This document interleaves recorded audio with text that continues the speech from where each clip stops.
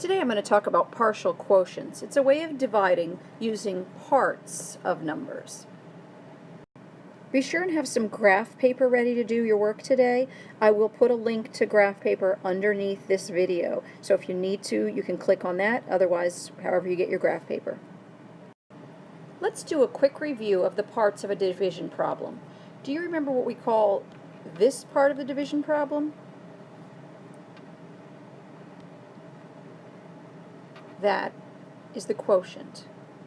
Do you remember what we call this part of a division problem? That is the dividend. And what about this part? That is the number that is the divisor.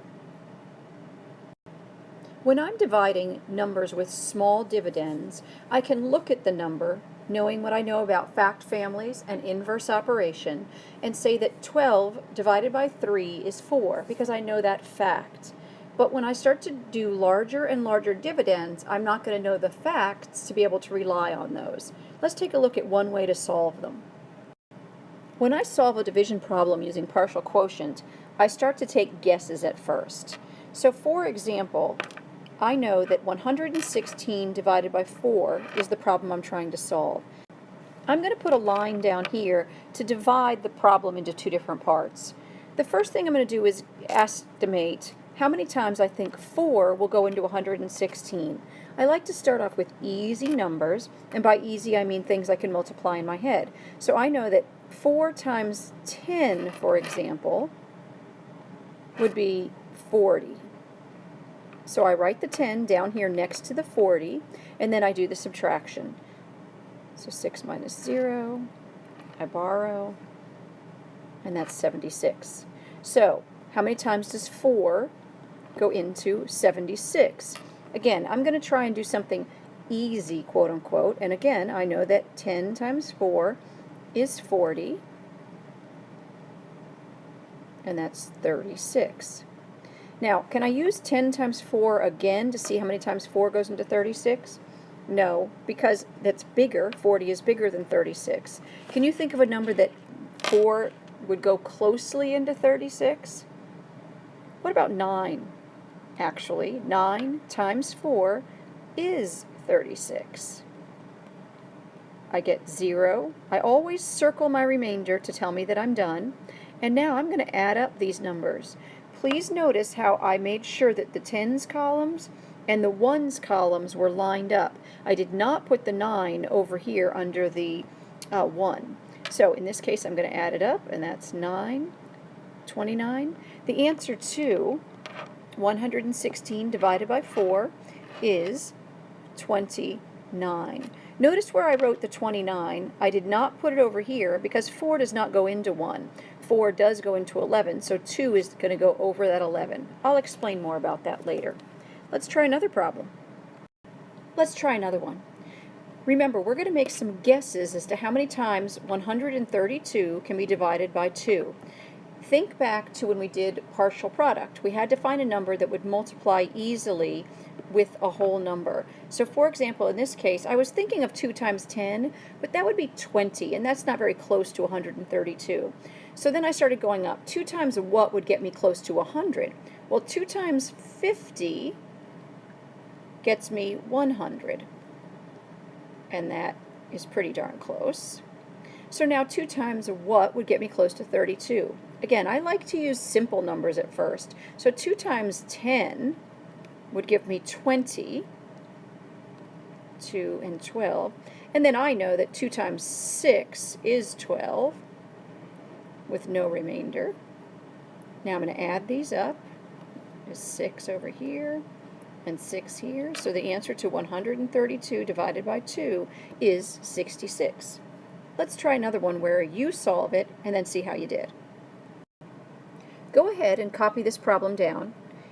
Now, what we want to make sure to remember to do is look for a large number times 6 that we could multiply that would be easy. We're not looking for 42 or 96. We're looking for something like 20, 30, 40, 50. It doesn't matter because guessing in this case, I can still get the right answer. Go ahead and try and solve this. Hit pause and then come back when you're done. How did you do?